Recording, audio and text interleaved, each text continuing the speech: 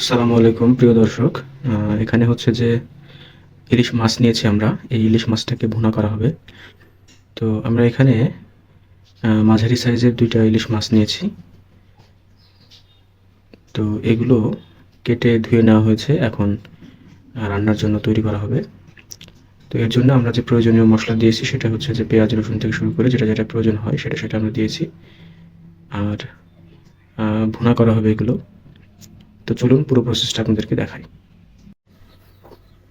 প্রিয় দর্শক, এখানে আমরা জিরা এবং আদা কুচি নিয়েছি। এটাকে একটু ব্লেন্ড করে নেব। তো এই জন্য আমরা কুটনিতে দিয়েছি এটা। কুটনিতে দিয়ে একটু আমরা কুটে নেব খুব ভালোভাবে।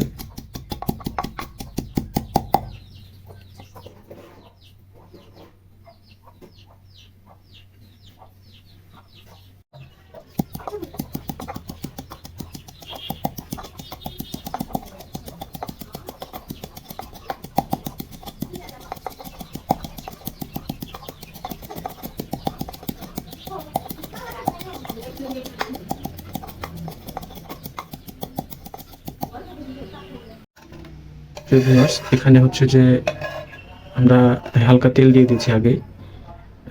আর এখন পেঁয়াজ এবং মরিচ দিয়ে দেওয়া হচ্ছে। তো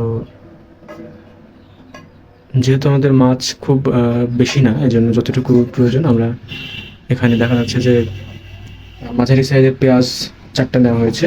আর মোটামুটি আমাদের স্বাদ মতো আমরা এখানে মরিচ দিয়েছি। তো এটা আপনারা চাইলে আপনাদের স্বাদ মতো এখানে মরিচ অ্যাড করতে পারেন। তো আমরা একটু ঝাল কম খাই, এজন্য একটু কম মরিচ দিয়েছি আর কি।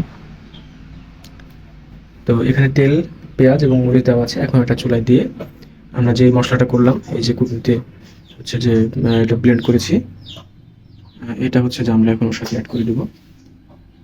দিয়ে আমরা একসাথে সব কিছু করে নেবো আর কি।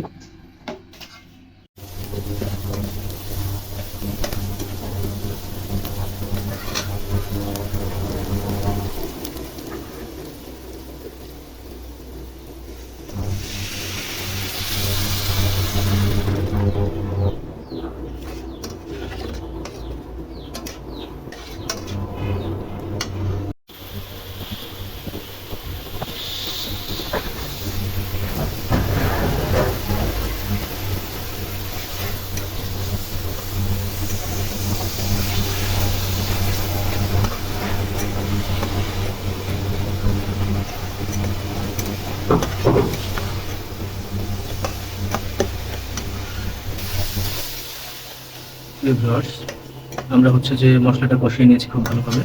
পেঁয়াজ, মরিচ, তেল, লবণ, হলুদ সব কিছু দিয়ে কষিয়ে নিয়ে এখন মাছটি দিয়ে দিচ্ছি।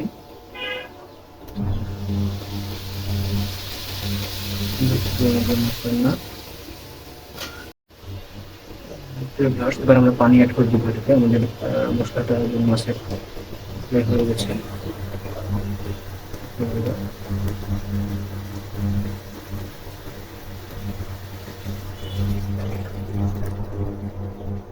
পানি অ্যাড করে দিলাম। এখন ঢাকনা দিয়ে ঢেকে দিলে আমাদের মোটামুটি মাছটি হয়ে যাবে। ইলিশ মাছ রান্না খুবই ইজি, এটা খুব কঠিন কিছু না। এই হচ্ছে আর কি।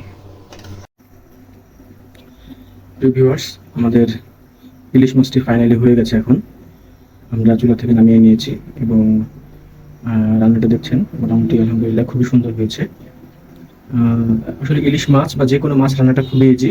মাছ খুব বেশি কিছু করতে হয় না, শুধু মশলা দিয়ে পানি দিয়ে চাপিয়ে দিলে অনেক সময় একসাথে সব কিছু হয়ে যায়। মশলাটা একটু জাস্ট শুধু ভুনা করে নিতে হয় প্রথমের দিকে। তো এটাও সেই একই প্রসেস। তো দেখতে পাচ্ছেন কত সুন্দর রান্নাটি হয়ে গেছে। তো আপনারাও বাসায় ট্রাই করবেন আশা করছি। ধন্যবাদ।